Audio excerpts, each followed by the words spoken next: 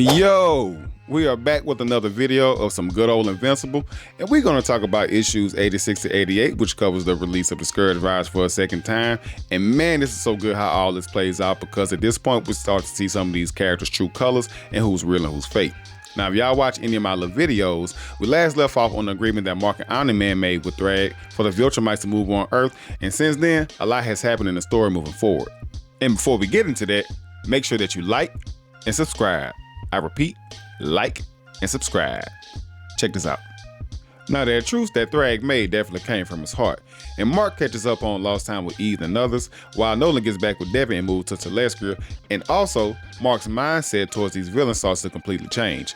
Even at some point during the series or these chapters, Mark gets cool with dinosaurs after he blows up Las Vegas for the greater good for Earth and all that good stuff, and then moving forward, in chapter 86 it takes place during the time period in which Nolan and Devin move to Telescria, picking up from chapter 85, where Alan comes to a final decision to release the Scourge virus on Earth since he found out that the Viltrumites are living there. And from that point, we move on to chapter 86. So chapter 86 opens with Nolan and Alan scrapping over Alan wanting to release the Scourge virus. Alan explains how releasing the Scourge virus is for the greater good for the universe, but Nolan ain't trying to hear all that and starts to stand on business for Earth before Alan busts through the window to take the fight outside. Nolan continues to try and stop Alan and starts with basic reasoning in hopes to get Alan to understand that he's about to murder a planet of innocent people, but it's not working because Alan reminds Nolan about how the Viltrumites did the Utopians back in the day and how he's trying to prevent that from ever happening again, but neither of them can see eye to eye and brush each other's words aside and continue to start scrapping. Omni-Man punches Alan into space and tries to beat some sense into him, but that backfired real quick because Alan had to let him know that he ain't playing. And this is where everything goes wrong for Nolan. That can go wrong. Now Alan just starts whooping Nolan's ass and talks shit while knowing it too. He knew Nolan wasn't going to allow him to release that virus, so he came prepared for that. Instead, he keeps beating his ass and criticizes how the Viltrumite Empire scarred him, and then emphasizes how he's the new coalition's leader and how he must protect lives at any cost. He wants to complete Thetis' plan and feels like he must strike when he can in hopes that they can move past this in the future. Oliver pops up shocked to see Alan beating his dad and questions what's going on. Alan tries to explain himself in the situation, but Oliver can't get past seeing him beat the brakes off an Omni-Man and proceeds to go help his father.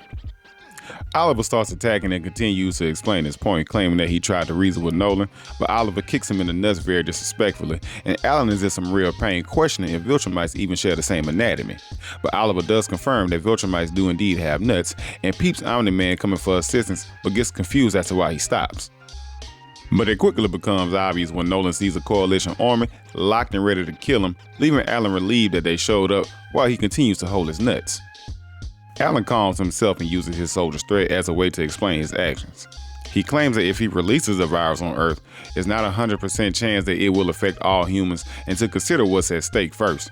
Oliver questions Alan about releasing the virus on Earth, but Omni-Man says that because of their genetic makeup that it may wipe out the entire population. And once hearing this, Oliver immediately sides with Alan due to his disinterest in humans, leaving Omni-Man in disbelief. Oliver feels they should gather who matters to the most and get it over with since he cares for no one other than himself and stands by his feelings, but Nolan won't let it slide and continues to make his point.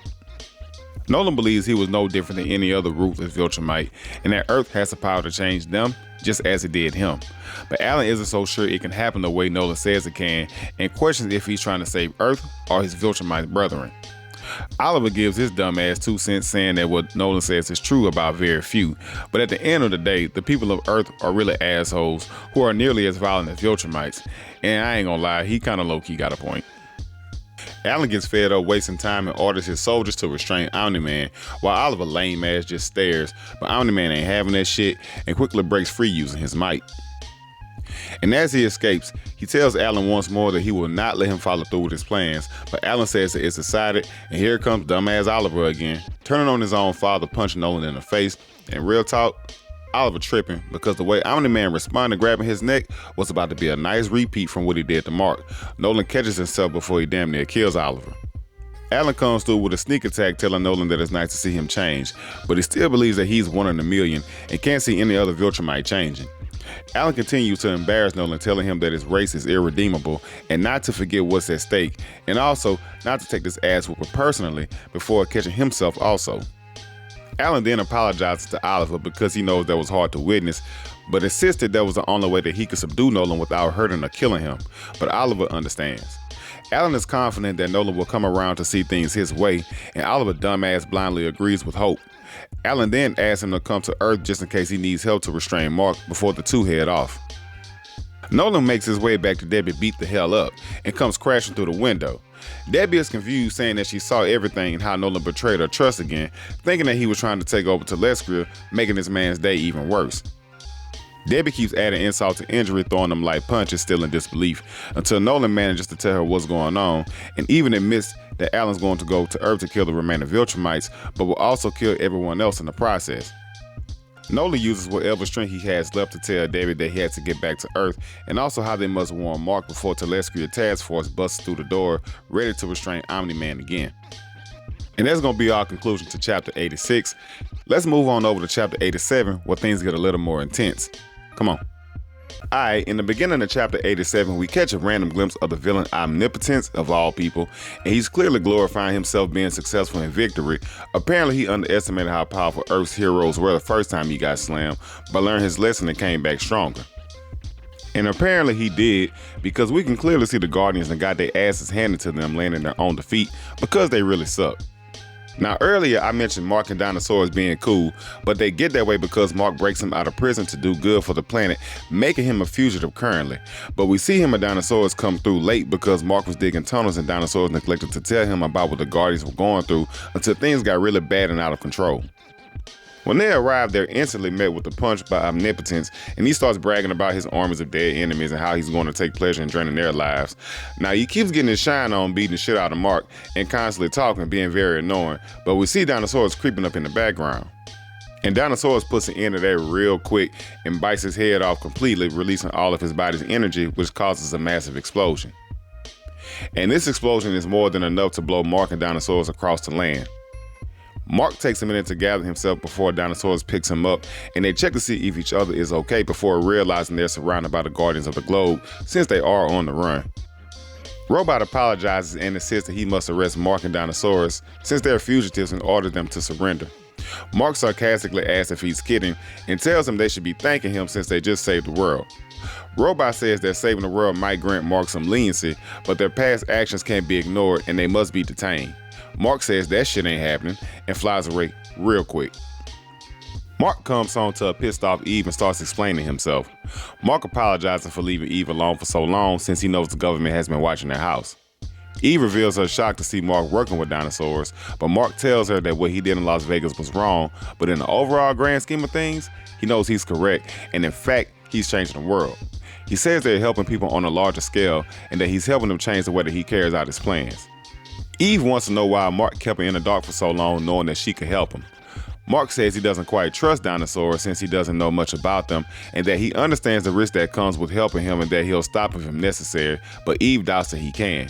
Mark seems confident that he knows what he's doing, but on a side note, Eve tells Mark that their business is going down the drain since he's a wanted man, but Mark doesn't seem to care about that at the moment. Cecil enters the room and asks that Mark hears him out since he didn't bring an armed force this time, like that ever mattered with him. Mark knows Cecil is full of it and says that he wanted to talk to him anyway. Cecil asks Mark what has he been doing, and Mark replies that he's been helping Dinosaurs despite his madman mentality, and that he can guide him in the right direction with his plans, leaving Cecil to believe that he's naive. Mark insists for the 40th time that he has this under control, but Eve is still doubtful and questions why would he help him change the world and not anyone else when they had the same plans. Cecil agrees with Eve before getting a call and letting Mark know that Alan is in Earth's orbit and says that he's going to send a team to check it out, but Mark cuts their conversation short and says that he'll go check it out himself and hauls ass.